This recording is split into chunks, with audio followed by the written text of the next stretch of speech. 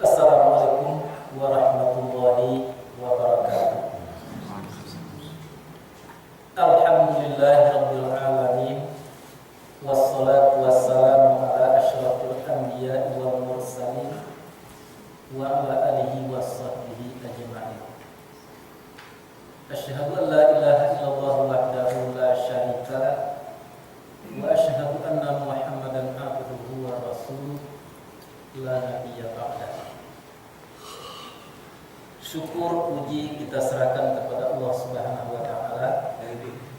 Salawat dan salam untuk junjungan kita Nabi besar Muhammad sallallahu alaihi wasallam. Kemudian kita timbulkan di dalam hati kita masing-masing harapan yang benar-benar tertumpah hanya kepada Allah semata. Pertama sekali, agar ilmu dan pemahaman kita ditambah-tambah, khususnya ilmu yang akan memberi manfaat nanti, baik di dunia atau di akhirat nanti. Dan kemudian kita harapkan kiranya dengan ilmu dan pemahaman itu kita akan mampu untuk memproses diri kita dari yang baik kepada yang lebih baik lagi, dalam istilah-istilah hakikat, dari jauh menjadi dekat dan dekat menjadi hampir sehampir-hampirnya kepada Allah Subhanahu wa taala. Amin ya rabbal alamin. Kemudian kita kembali mengingat bahwa jalan hidup itu adalah wahyu Allah, Al-Qur'anul Karim. Maka jika perjalanan kehidupan kita tersimpang dari apa yang diaturkan oleh wahyu Allah Subhanahu wa taala, itu adalah kehidupan yang disebut dengan kehidupan yang gagal. Sekalipun kita menemui hasil dalam pandangan lainnya, tapi sebenarnya mereka adalah gagal di dalam kehidupan. Nah, maka untuk itu kita tidak boleh berhenti mempelajari ayat-ayat Allah Subhanahu wa taala. Dan di dalam mempelajari ayat-ayat Allah Subhanahu wa taala itu diberikan acuan, diberikan patron atau cara. Yang pertama sekali memang mengilmui Al-Quran itu, mengenali mulai daripada turunnya sampai kepada ayat-ayat yang ada di dalamnya. Kalau perlu dipelajari sampai kepada kata per kata sekecil apapun yang ada di dalam Al-Quran. Tapi tidak boleh sekedar itu, ditambah dengan harus mampu kita memahami. Sebab ilmu dengan pemahaman itu walaupun dalam satu pandangan itu sama, tapi di dalam satu pandang lain, dari sudut pandang yang lain itu berbeda. Nah, banyak orang yang tahu tetapi tidak mengerti. Itu berarti tidak memahami sesuatu yang dia ketahui. Nah, dan kemudian tidak akan ada artinya kalaupun kita ilmui dan kita mengerti atau memahami tanpa disosialisasikan di dalam kehidupan, tanpa diterapkan di dalam kehidupan. Yang disebut oleh Al-Quran itu dengan amal. Jadi ilmu setinggi apapun kalau tidak diamalkan tidak berarti. Sekalipun sampai kepada tingkat pemahaman yang tinggi tapi tidak membuahkan kepada amalan soleh, itu adalah tidak berarti.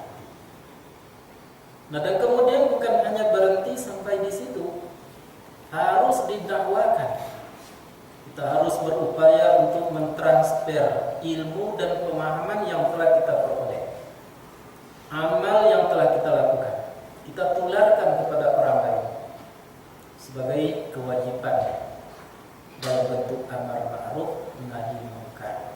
Itulah acuan patron daripada pelajaran tentang ayat-ayat Allah Subhanahu wa taala. Mari kita tinjau satu persatu. Kita sampai kepada Al-Baqarah sebagai pengajian ulang yang telah pernah kita khatam, kepada ayat yang ke-96 dari surah Al-Baqarah. Ayat itu berbunyi, A'udzubillahi minasyaitonir rajim. wa la tajidannahum ahrasan nasi ala hayatin wa minal ladzina asyraku yawaddu ahaduhum law yu'ammaru alfa sanatin wa ma huwa bimuzahzihi minal azab ay amar wallahu basirun bima ya'malun. Itu bahasa Arab. Nah, kalau kita pindahkan ke dalam bahasa kita sendiri, wa artinya dan, la itu artinya sungguh, tajidan artinya memperoleh atau mendapati, hum artinya adalah mereka. Jadi wa la tajidannahum artinya dan sungguh engkau mendapati mereka. Engkaunya adalah Muhammad. Jadi sungguh hai Muhammad engkau mendapati, menemui. Lalu apa yang ditemui oleh Muhammad itu? Ahrosan nasi. Ahrosa itu adalah paling loba. Ada istilah tomak.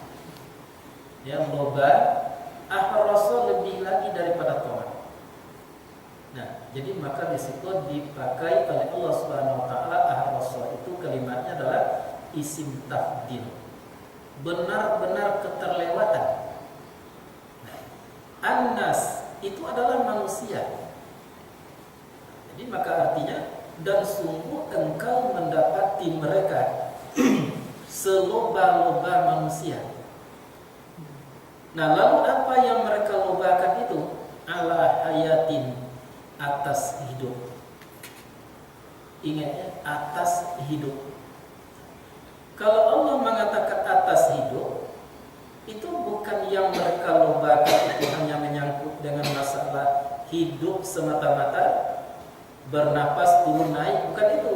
Tapi dengan seluruh perangkat hidup dan kehidupan, mereka itu sangat loba sekali. Wa minan nasi, wa minal ladzina asyraku. Wa itu artinya dan. Minal ladzina itu min huruf jar itu. Al-lazina itu isim mausul yang dijarkan oleh min tetapi jadi bina. Maka al-jar wal majrur muta'alliqun bi kainun, artinya ada kainun sebelum min. Maka artinya dan adalah ia yang loba itu manusia itu dari al-lazina asyraku, orang-orang yang musyrik. Bisa dipahami. Nah, jadi arti langsung dan sungguh engkau mendapati mereka seloba-loba manusia atas hidup dan adalah ia daripada orang-orang yang musyrik. Yawaddu ahaduhum, menginginkan, mencintai salah seorang mereka ahaduhum law yu'ammaru alfa sanatin, jikalau berumur ia sampai 1000 tahun. Jadi pada hendaknya umur itu sampai 1000 tahun. Begitu mereka tidak puas, loba, paling tomak tentang hidup dan kehidupan. Nah, lalu Allah secepatnya memberikan gambaran. Kata Allah, wa ma huwa bimuzahzihi minal azab. Padahal tidaklah dianya itu dapat melemahkannya daripada azab. Jadi maksudnya walaupun berumur sampai 1000 tahun, tetapi umur itu tidak akan dapat melemahkan manusia itu daripada azab. Ayyan maru, sekalipun berumur ia sampai 1000 tahun. Nah, wallahu basirun bima ya'malun, dan Allah melihat dengan apa yang mereka amalkan. Man kana aduwwan li Jibril, katakanlah hai Muhammad, barang siapa yang ada ia menjadi musuh bagi Jibril, maka bahwa sesungguhnya Jibril itu nazzalahu, menurunkan ia akannya, ala qalbika bi iznillah, atas hati engkau dengan izin Allah. Fa innahu, maka bahwa sesungguhnya Jibril nazzala, telah menurunkan ia, akannya tadi wahyu Allah, Quran, ala qalbika, atas hati engkau Muhammad, biiznillah, dengan izin Allah, bukan hanya semata kemauan daripada Jibril menurunkannya ke dalam hati engkau. Nah, lalu bagaimana sifatnya yang diturunkan ke dalam hati engkau itu, atau wahyu itu, atau Quran itu? Musaddiqan lima baina yadayhi, membenarkan bagi barang yang di antara hadapannya. Apa yang di antara hadapannya? Kitab-kitab lain seperti Zabur, Taurat, Injil, itu dibenarkan oleh Al-Quran Al-Karim.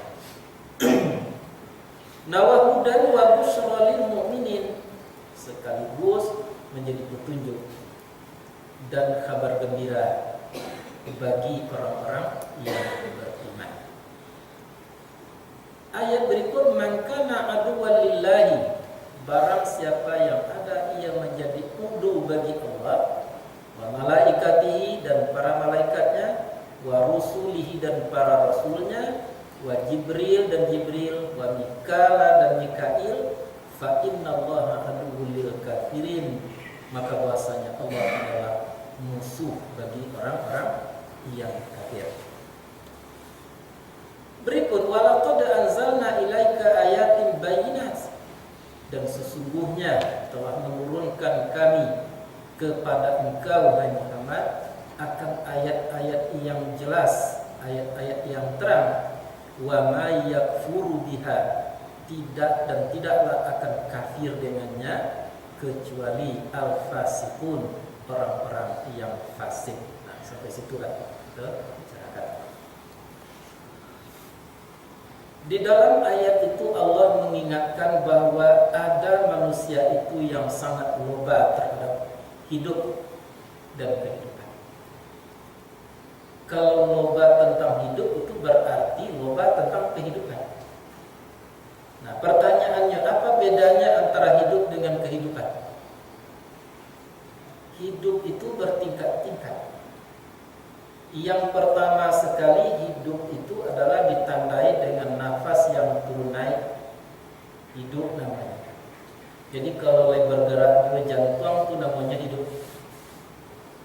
Yang kedua, yang hidup itu bukan hanya sekedar nafas yang turun naik, tetapi yang hidup itu adalah beraktivitas di dalam kehidupan beragama, beramal di dalam agama, melakukan yang terbaik di dalam agama. Sehingganya di dalam suatu keterangan, la haya'um bi anfusin muraddiduha, tidaklah dapat dikatakan hidup kalau hanya dengan nafas yang turun naik semata-mata. Jadi agama menyatakan kalau andai kata hanya nafas turun naik, itu belum dapat dikatakan hidup. Jadi orang hidup adalah orang yang aktivitasnya, yang beraktivitas di dalam kehidupan di permukaan bumi, baik secara lahir ataupun secara batin. Dia mampu berpikir, dia mau berkehendak, dia mau itu untuk meneliti dan segala macam aktivitasnya lakukan. Ingat, nah maka kehidupan itu dapat dibagi berdua macam. Satu, kehidupan yang munkar. Yang kedua, kehidupan yang disebut dengan kehidupan yang baik. Apabila manusia itu perbuatannya tercela oleh agama, pikirannya tercela oleh agama, kehendaknya tidak sesuai dengan agama, hatinya dipenuhi oleh sifat-sifat muhlikat, itu kehidupan yang jahat. Memang mereka disebut hidup, tapi hidupnya adalah hidup jahat. Nah, kemudian ada kehidupan yang baik. Apa itu kehidupan yang baik? Apabila perbuatan anggotanya itu terkontrol dengan agama. Apabila pemikirannya itu berjalan sesuai dengan ukuran-ukuran agama. Yang dipikirkan adalah yang bermanfaat dunianya dan akhiratnya, bukan sebalas-balas. Hatinya itu pun diisi dengan sifat-sifat baik, sifat-sifat munjiat. Itulah kehidupan yang baik. Nah, maka berarti ayat itu bukan melarang kita untuk ingin hidup panjang. Nah, lalu apa yang dilarang oleh Allah Subhanahu wa taala? Hidup yang tidak baik. Nah, mengapa? Karena hidup yang tidak baik itu tidak akan bisa itu umur itu mengurangi azab sedikit pun kalau terisi dengan kejahatan. Maka untuk itu kita diperbolehkan minta hidup panjang umur, tetapi panjang umur itu harus terisi dengan kebenaran Allah Subhanahu wa taala. Barangkalinya setiap orang tidak ada yang tidak ingin umur tadi panjang. Tetapi perselisihannya dengan tadi. Pertanyaan mengapa ingin umur panjang? Kadang-kadang motif yang membuat mereka ingin umur panjang tadi adalah semata-mata urusan-urusan yang tidak berfaedah nanti di akhirat. Katakanlah urusan dunia semata-mata. Itu yang dicela. Tapi ada manusia itu yang ingin hidup panjang. Mungkin dia rasakan tobatnya belum diterima, amalan belum banyak yang dapat dilakukan yang diterima oleh Allah Subhanahu wa taala. Dia ingin menambah kesempatan, ingin menambah waktu untuk hidup demi untuk menjelajahi kebenaran-kebenaran, untuk mendekatkan diri kepada Allah Subhanahu wa taala, itu diperbolehkan. Jadi walaupun ayat menyentuh bahwa ada orang yang ingin panjang umur, bukan berarti hanya semata-mata Allah mengatakan tidak boleh berumur panjang. Bisa dipahami tak? Jangan salah pahamkan. Jadi bahwa kalau kita meminta berumur panjang, boleh asalkan sesuai dengan ketentuan-ketentuan wahyu. Badai diminta mana umur panjang, nak bertambah amal, nak bertambah ilmu, nak bertambah dekat kepada Allah Subhanahu wa taala, silakan. Tapi kalau dipertanyakan mengapa kamu berkeinginan untuk umur panjang, ya supaya anda dapat mencicipi lebih banyak masalah-masalah yang menyangkut dengan dunia, tidak ada kaitannya dengan akhirat, itulah yang tercela. Jadi dalam kehidupan kau nampaknya segala artinya segala bisa jadi meminta panjang umur tadi akan menambah dosa atau menambah kecelakaan. Dan bisa jadi umur panjang itu akan membuat manusia lebih dekat kepada Allah dan lebih mantap agamanya. Namun kalau kita klasifikasikan, kita jumlahkan, persentasikan, jumlah orang-orang yang dikarenakan umur panjangnya bertambah dekat kepada Allah, itu jumlahnya amat sedikit sekali. Yang banyak adalah orang yang berumur panjang diberi oleh Allah untuk menambah pendurhakaannya kepada Allah Subhanahu wa taala. Nah, jadi hati-hati. Artinya hati-hati kita minta kepada Allah, panjangkan umurku ya Allah, boleh-boleh saja, tapi dalam batin kita terletak sesuatu kemauan, suatu hasrat untuk lebih meningkatkan kualitas diri kita di mata Allah Subhanahu wa taala. Jadi pertanyaannya, beliau minta panjang umur, ada orang yang mengatakan tidak. Mengapa? Dengan alasan ayat itu. Orang itu dicela oleh Allah karena tidak akan meringankan azab Allah. Itu namanya memandang satu pihak daripada agama. Dan kemudian ada yang beralasan umur sudah ditetapkan oleh Allah Subhanahu wa taala, jadi tidak boleh minta umur panjang. Itu alasan mereka. Nah, secara logika itu tidak bisa kita terima. Apa sebab? Karena kalau kita meminta umur panjang untuk menambah kedekatan kita kepada Allah Subhanahu wa taala, tidak ada celaan, tidak ada larangan. Dan kemudian kalau kita minta umur panjang kepada Allah, sekalipun umur itu sudah ditetapkan oleh Allah, tapi jangan lupa bahwa innallaha ala kulli syai'in qadir. Allah itu sangat berkuasa di atas segala sesuatu. Bisanya memperpanjang umur, bisanya memperpendek umur. Jadi tidak ada salahnya kita minta umur panjang. Jadi pertanyaannya, bolehkah kita meminta umur panjang? Boleh-boleh saja, asal di dalam diri kita terletak suatu hasrat untuk menjadi orang yang lebih baik dari sebelumnya. Lebih baik, lebih dekat kepada Allah Subhanahu wa taala. Akhirnya kita akan mengakhiri kehidupan kita dengan husnul khatimah. Nah, kemudian datang suatu pemikiran lain. Kalaupun dipersilakan diberi oleh Allah Subhanahu wa taala umur panjang itu, batasannya harus jelas. Bila batasannya, jangan sampai menjadi beban oleh orang lain, menyusahkan orang lain. Apa sebab? Ini contoh. Kalau sempatlah kita berumur 150 tahun misalnya, kira-kira siapa yang akan menentui kita besok? Tentu cucu kita lah, atau cucung awak, tiwi kita, itulah nanti yang akan menyelamatkan kita. Pertanyaannya, mungkinkah kita akan diselamatkan oleh cucu dan tiwi kita, sedangkan anak kita saja belum tentu dan lebih dekat kepada kita untuk bisa menyelamatkan kita. Lebih-lebih anak kini, banyak anak kini itu menyumpahkan orang gayanya copetnya lah mati lah. Kuno kok cucunya besok, tiwinya besok. Jadi maka untuk itu batasannya sampai di mana? Sampai batasan wajar-wajar saja. Ya. Kalau ibarat seperti yang kini itu ada minta umur panjang, jangan lebih dulu dari 90 tahun lah. 90 tahun kekian besok tu tak ada tu lagi, tak akan selamat awak lagi. Karena kita akan diurus oleh orang-orang yang tidak ada kasih sayangnya lagi kepada kita sendiri. Bahkan menjijikkan kita nanti bagi mereka nyupan di dalam kehidupan yang di permukaan ini. Nah, jadi maka untuk itu tak ada yang tak boleh sebenarnya dalam Islam itu. Asal di dalam koridor yang ditentukan oleh wahyu. Nah, boleh saja kita minta umur panjang, boleh.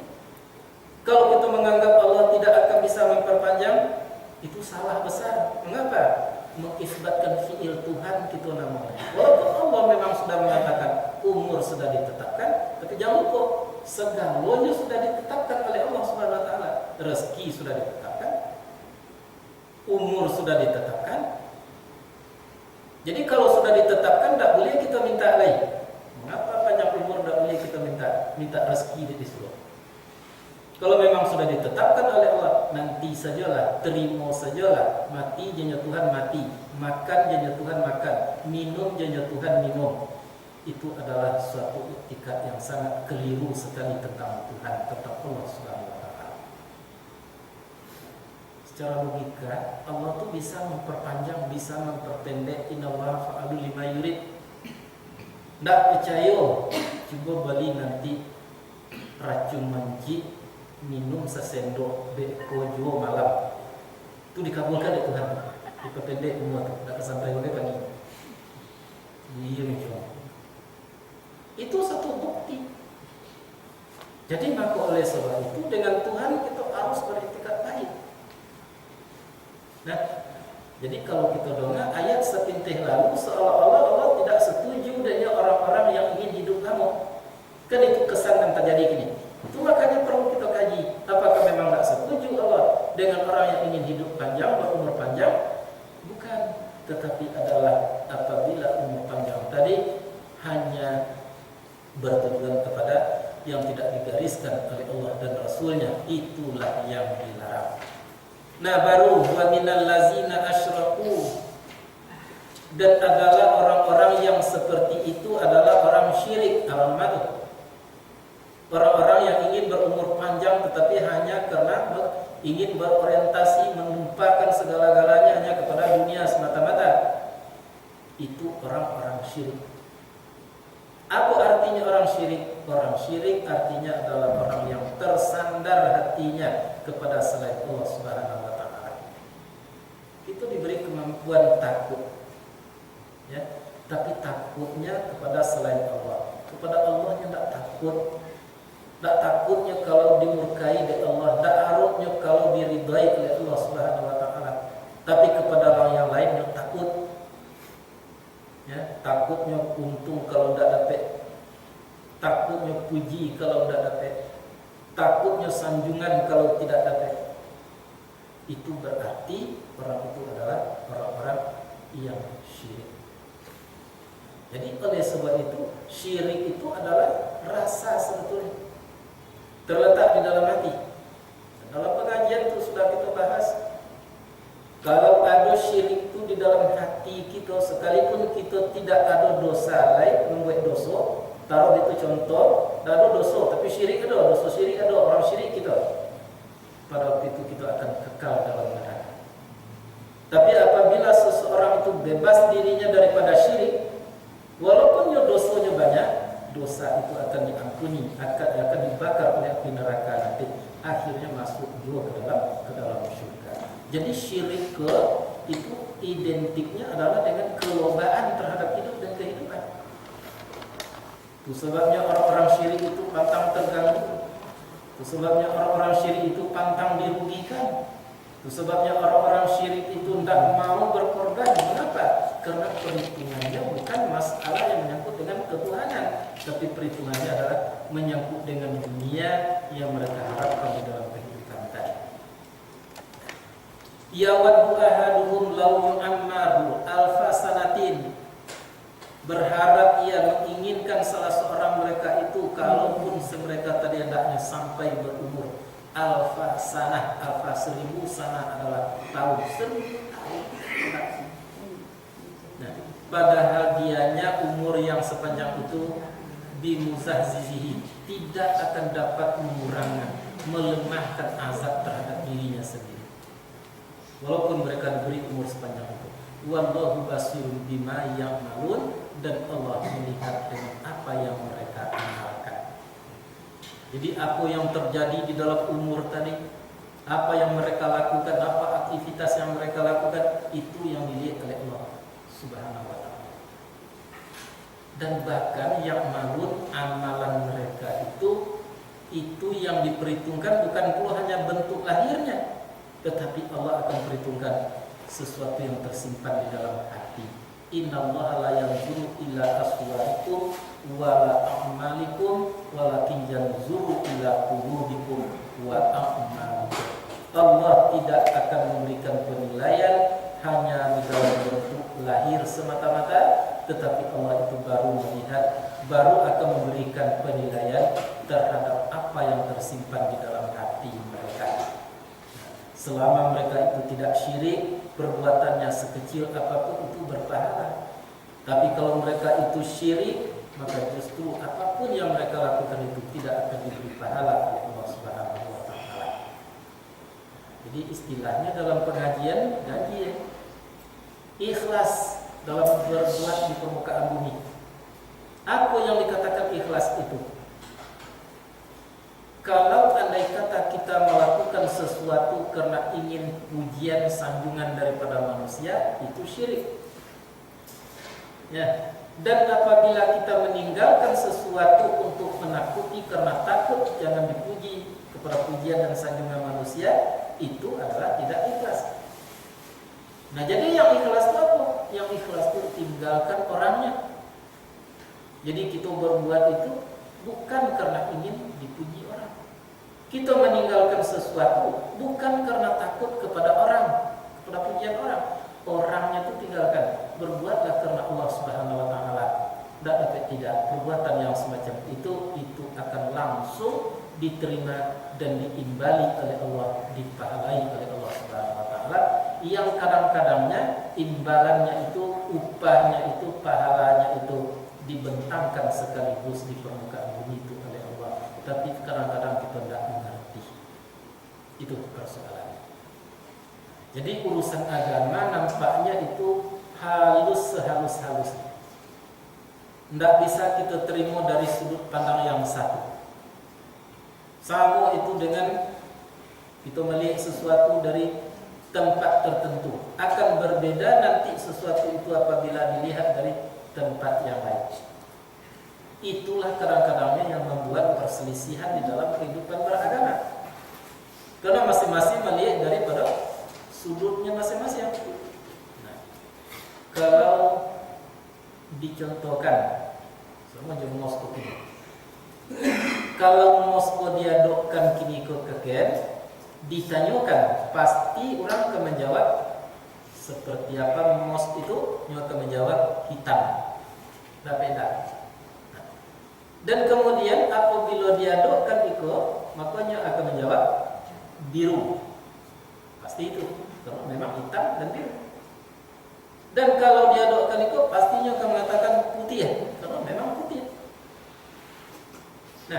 Nah, yang tidak benar itu adalah orang yang tidak mengerti tentang mos. Apa